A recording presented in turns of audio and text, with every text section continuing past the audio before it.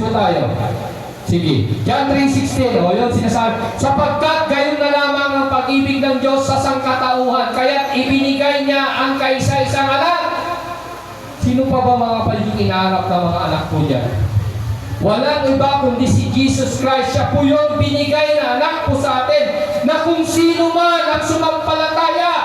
Kaya nung sabi niya sa bukod dyan, walang makakapunta sa Ama kundi sa pamamagitan ko. Ang ibig sabihin niyan, maniwala ka sa anak bago ka makakapunta sa Ama. Anong sabi niya pa dyan? Sa Kanya, hindi mo pa kundi magkaroon ng buhay na. Yun ang sinasabi po dyan. Sabi ng iba, si Kristo'y tao lang. Naging tao. Si Kristo'y naging tao para maabot tayo. Namuhay siya bilang alipin para maging kapantay natin. Dahil may magandang plano.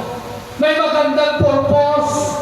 Kung hindi namatay si Kristo, wala tayo dito. Hindi ko kayo kilala. Hindi tayo makakilala. Magkakagalit tayo. Diyan ba kayo? Kaya nga, ang kasalanan pinapawi ito namin pag ikaw ay nagmahal. Ganun kalahal ang pag-ibig ako, mga kapatid, natuto po ako sa buhay. Habang ako'y tumatagal sa ministry, natuto ako sa buhay. Pero nung naging pastor ako, mga kapatid, mas lalo pa ako.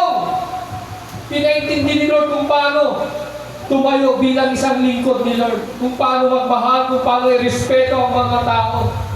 Ako hindi ko ma-prepare dito sa Mungpuro, maraming galit pa rin po sa akin. Pero hindi niya alam, hindi niyo alam, wala akong sama ng loob kahit na sinong tao po dito. Alam ni Lord po yan. Wala akong tinatago. Ang galit, bakit? Emotion lang yan. Pag lumabas, wala na po yan. Emotion lang. Yung sinasabi mo, ang pag-ibig, is not only a feeling. Yung nararamdaman mo, hindi po. Ang pag-ibig may kalakit na sacrifice. Nasabi mo, mahirap din yung sacrifice mo. I-sacrifice mo ang pride mo. Yung pride, mga kapatid, ang isang pumipigil sa atin para magmahal po tayo. Totoo hindi? Totoo. Because, mga kapatid, pride, yan po yung case ni Satan. Tatandaan po natin. Pag ma-pride po ang tao, kay Satan po siya. Anong sabi ng Panginoon? Mapalad ang nagpapakumbaba. Naranasan niyo bang nagpakumbaba? Anong feeling pag ikaw ay nagpapakumbaba? Sabi niya, kasalanan mo. Yes, kasalanan ko na. Para matahimik lang, para mawala lang. Yes, sabihin ko na. Sino sarap ang feeling ng ganon? Sabi ko nga kay Lord, pag umamin ka ng kasalanan, hindi ka i-justify, kundi papatawarin ka. Ngayon umamin ka sa husgado, ikukulong ka.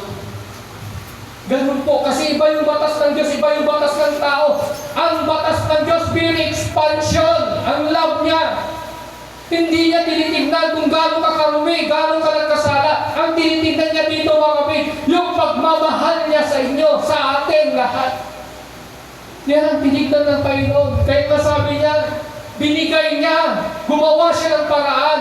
Dati, pag nagkasalang tao ng Old Testament, mayroon kang iaalay. Tutungan yung kwento ko nung mga nakaraan, mga kapatid. Yung inaalay po, kailangan pag mag-aalay ka, walang kapintasan. Mag-aalay ka ng pukul ng daliri, hindi tatanggapin niya. Ganun po ang pagpaalay. Pag once na nag-aalay ka kay Lord at hindi tinanggap, ganun ka na. Pero ngayon, halika, sabi niya, sa bukog, Isaiah 1:18, halika. Gano'n man kasimpula ang iyong kasalanan. Paliwanag mo. Lord, nagkamali ako. Lord, nagkasala ako. Lord, hindi ko sinasadya. Patawarin mo po ako. Ganun na lang ba mga mga tao na mahirap humingi ng tawad kay Lord? Sa tawa, napakahirap kasi nahiya ka eh. Amen po? Nahiya po tayo. Minsan nga, sabi nga, patawarin mo siya, hingi na ka ng tawad, ay nahiya ako eh. Pero kay Lord, kinaya ka ba niya? Hindi ka kinaya ni Lord. Hindi niya sinabi, makasalanan ka, hindi ka dapat dito.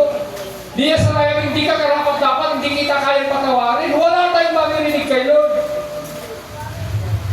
Ganun po kadakilang pag-ibig ni Lord na unconditional. Ano pa? Mga kapatid, isinugo ng Diyos ang kanyang anak, hindi upang hatulan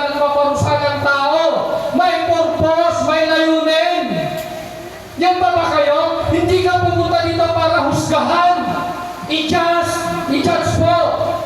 Kaya dito mga kapatid, bilang ako ang tumakay na pastor dito, tatandaan ninyo, itaga nyo sa bato. Hindi ba yung taga sa bato? Hindi. Tanim nyo sa puso nyo. Walang mag-justify dito sa church na ito.